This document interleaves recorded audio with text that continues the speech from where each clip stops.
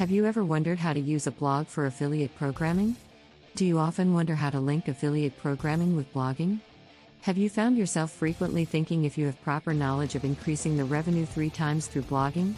If yes, then you have landed on the right video. Welcome back to another episode of Colorful Finance, the #1 source for content centered around earning money from home.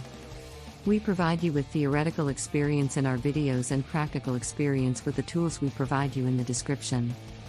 Subscribe to the channel so you're always up to date with our latest uploads. In this video, we'll take you through everything you need to know about some tips for affiliate programs in your blog. Now let's get into it.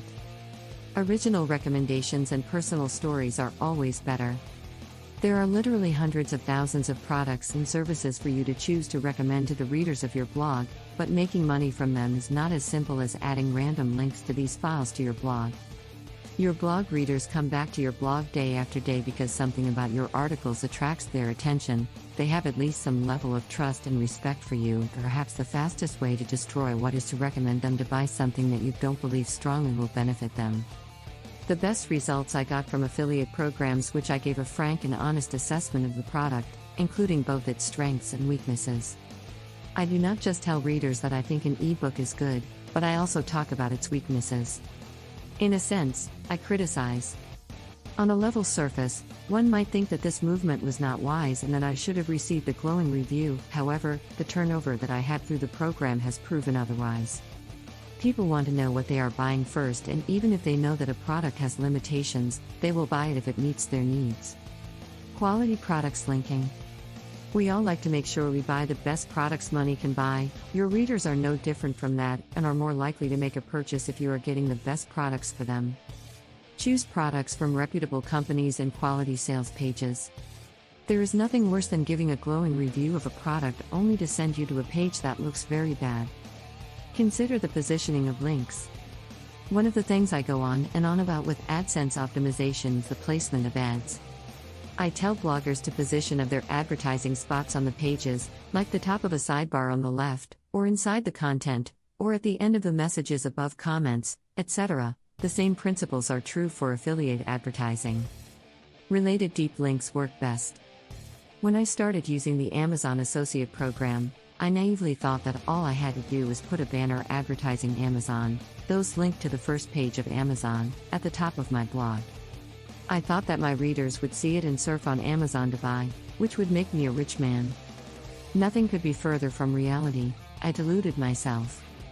I always say to the bloggers that they should learn something from contextual advertising when it comes to affiliate programs.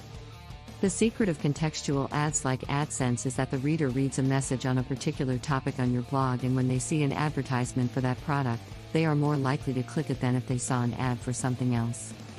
The same is true for affiliate programs. A banner on a general page on every page of your site will not be nearly as effective as multiple links throughout your blog that the advertiser products that are relevant for readers to read some parts of your blog. So if you write a blog about MP3 players and a review for a particular product, the affiliate program as efficiently as possible you may link from the content of this page would be one that connects directly to a page selling a particular model of MP3 player. That's how I use the Amazon program today. It's more work than contextual advertising, because you're not just putting a piece of code in a template, but need to put individual links on many pages, but I think it was worth the effort. Monitoring results. Most affiliate programs have at least some type of tracking or statistics package that lets you look at the links that are effective. Some of these packages are better than others, but most at least allow you to see what sells and what does not. Watching your results can help you plan future efforts. Affiliates. Keep track of what posts for links work well. Selling products, this formulation works well around the links, etc., and use the information you collect as you work to plan future strategies. Affiliate traffic results are important. Although not the only factor, traffic levels are obviously key when it comes to making money from almost all online activities. The more people who see your well-placed, relevant and well-designed affiliate links, the more likely it is that one of them will make a purchase.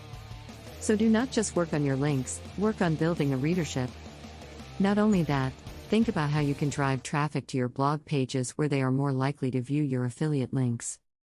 Think about your audience. It almost goes without saying, But it's worth putting yourself in your reader's shoes and thinking about what they might be looking for when browsing through your blog. Do they buy specific products? Could they be looking for related products or accessories? What triggers to buy? Start with your reader in mind rather than the product. If you follow this approach, you might end up doing your readers a favor and make a few dollars on the side. Be transparent. Do not try to fool your readers into clicking on links where you could make money.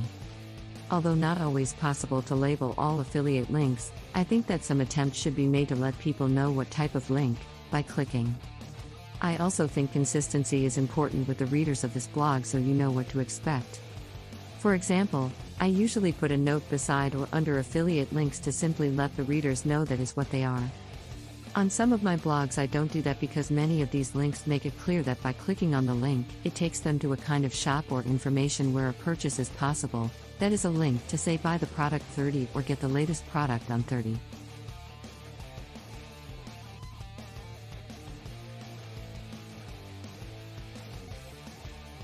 Add other sources of income.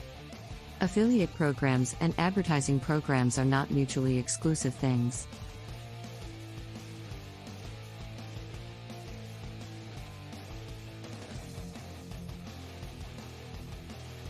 I met some people who have recently said they do not want to affiliate linking because of the need to develop their AdSense ads.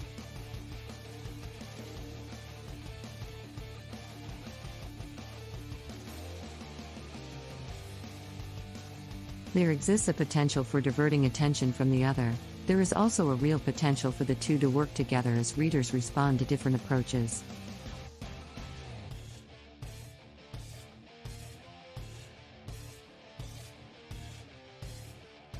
You should consider the impact that your affiliate links on other sources of income, but do not stop the other.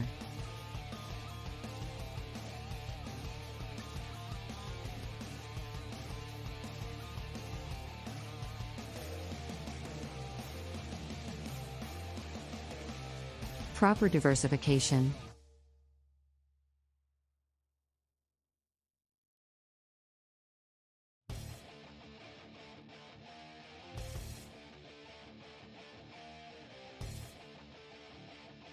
Do not put all your affiliate efforts in one basket.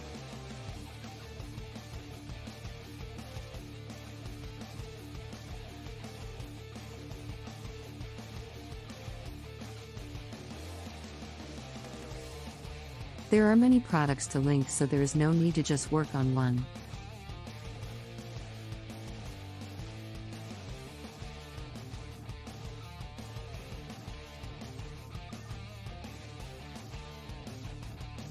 At the same time, you should not clutter your blog with too many links to affiliate programs.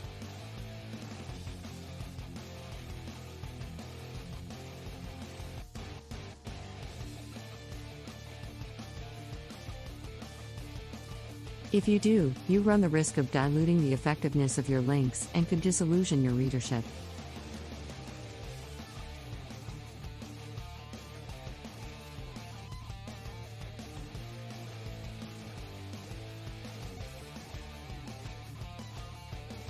And, with that, we've reached the end of this video all about some tips for affiliate programs in your blog.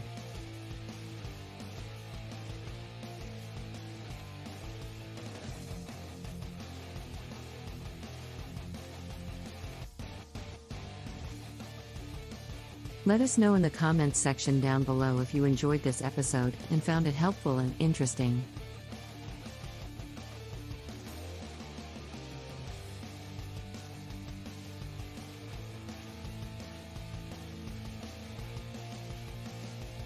Remember to leave a thumbs up before you leave.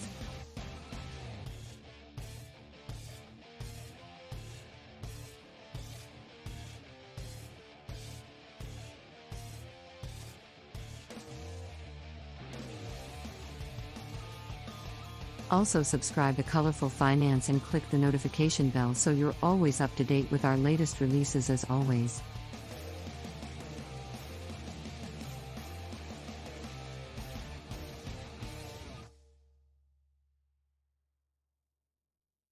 Thanks for stopping by and watching.